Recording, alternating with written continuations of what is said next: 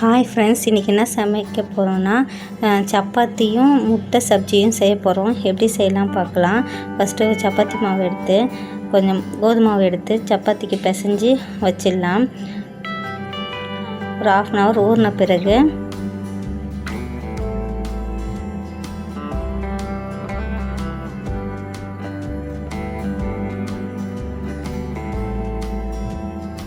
சப்பாத்தி மாவு எடுத்து திரட்டி எடுத்துக்கலாம். எடுத்து ஒரு தோசைக்கல் வச்சு தோசைக்கல் காஞ்ச பிறகு சப்பாத்தியை போட்டு எடுத்துக்கலாம்.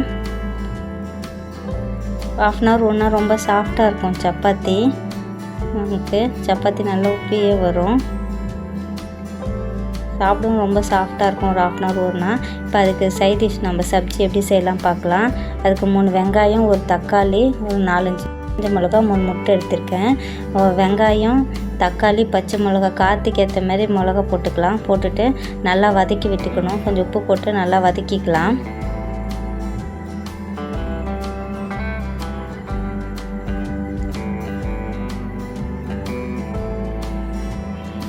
இது ஈஸியாக நம்ம செஞ்சிடலாம்.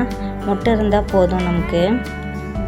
இது கூட 2 முட்டை எடுத்து ரேனத்தில் உடச்சி நல்லா மிக்ஸ் பண்ணி வச்சுருக்கேன். கொஞ்சமாக சால்ட்டு போட்டு அதுக்கு முட்டையை இப்போ அந்த வெங்காயம் தக்காளியோடு சேர்த்துக்கலாம். சேர்த்து நல்லா கொஞ்சம் கிளறி விட்டுக்கலாம்.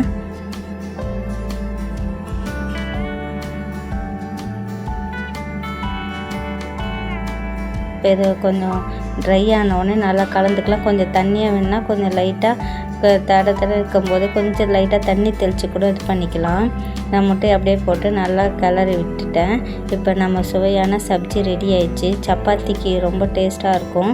கண்டிப்பாக செஞ்சு பாருங்கள் ஃப்ரெண்ட்ஸ். ஓகே, பாய்.